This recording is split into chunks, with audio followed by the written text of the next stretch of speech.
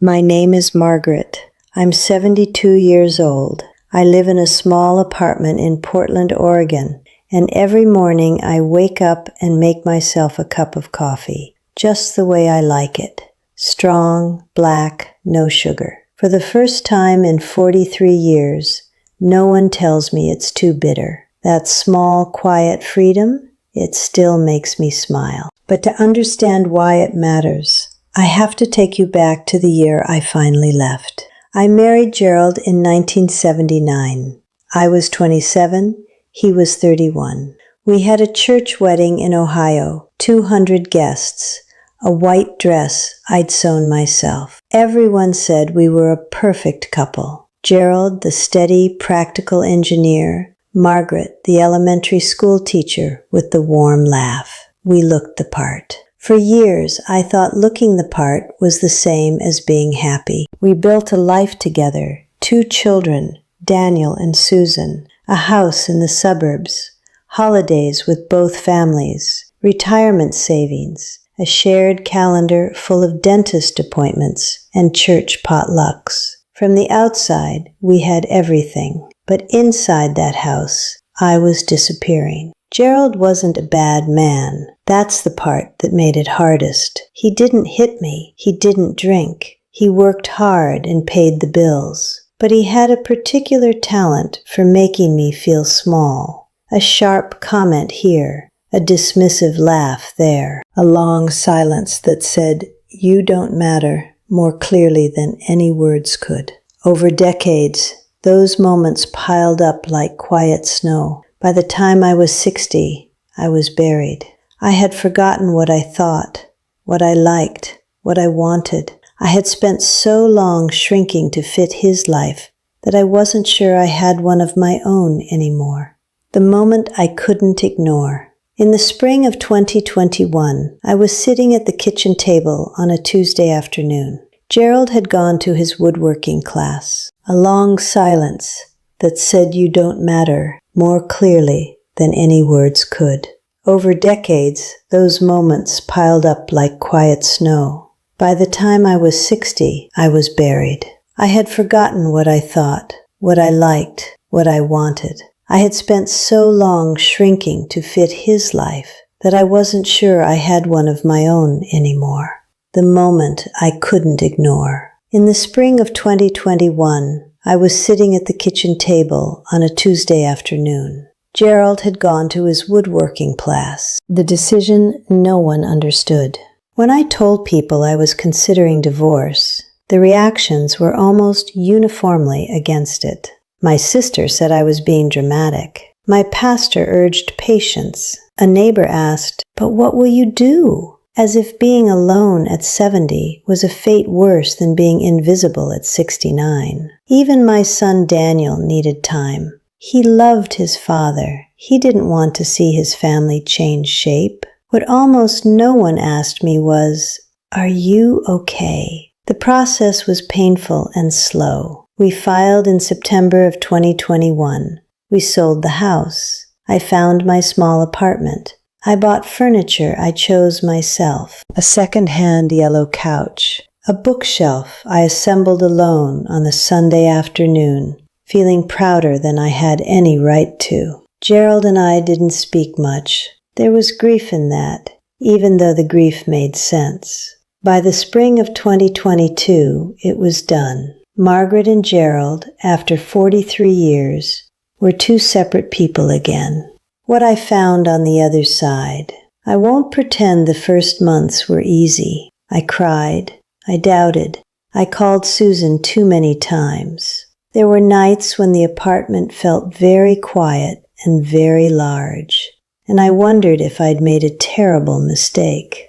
But something else was also happening, slowly, underneath all of it. I started reading again, really reading. Not just words on a page before sleep. I started taking a watercolor class at the community center. I made friends there. A 66-year-old retired nurse named Carolyn. A 74-year-old widow named Pat, who made me laugh until my stomach hurt. I started cooking foods Gerald never liked. Spicy foods, seafood, Vegetables he called rabbit food. I started taking long walks in the evening, just to walk, just to notice things. I started to remember who I was before I got so busy being his wife. And here is what surprised me most. The peace I found was not loud. It wasn't a parade or a revelation. It crept in quietly, the way light comes through a window in the early morning. One day, I realized I had gone 3 full days without feeling anxious. Then a week. Then I stopped counting because I wasn't keeping track anymore. That was the peace. Not fireworks, just the absence of dread. If I could sit down with my younger self, the 40-year-old Margaret, the 50-year-old Margaret, even the 60-year-old one, I would tell her a few things. First, unhappiness is not something you owe anyone your silence about. I spent decades treating my own dissatisfaction as a private embarrassment, something to manage alone, something to hide from the world. But suffering quietly is not the same as being strong. Second, it is never too late. I know that sounds like something printed on a motivational calendar, but I mean it specifically. I started over at 70. I am building a life I actually want to live at 72. Too late is almost always a lie we tell ourselves to avoid a hard choice. Third, you are allowed to want things. This one took me the longest. I had been so thoroughly trained to want what was good for everyone else, my husband, my children, my community, that my own desires felt selfish, even shameful. They are not.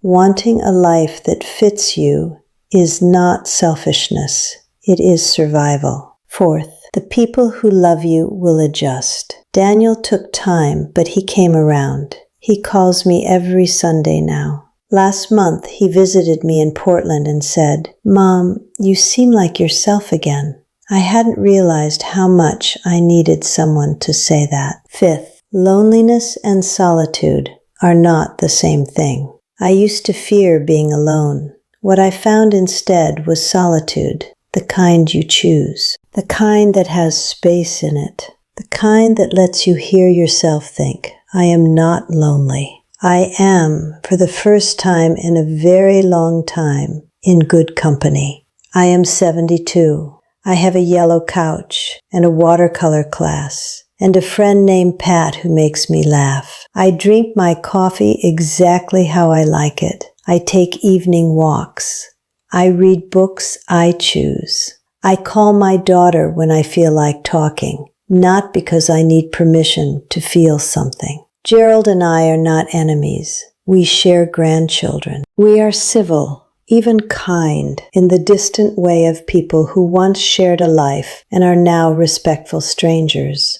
I don't wish him harm. I don't miss who we were together. I think we were both doing the best we could, and the best we could wasn't enough, not for me, and that's okay. It took me a long time to believe that, but I believe it now. If you are watching this and something in my story sounds familiar, if you recognize that feeling of disappearing inside your own life, I want you to hear this. You are not too old. You are not too tired. You are not too far gone. The life you want is not behind you. It may be closer than you think. It might be on the other side of a hard decision you've been afraid to make. It might be waiting in a watercolor class, or a yellow couch, or a Tuesday afternoon when the right song comes on the radio and you finally let yourself cry. Peace is not a reward for perfect people. It is not something you earn by suffering enough.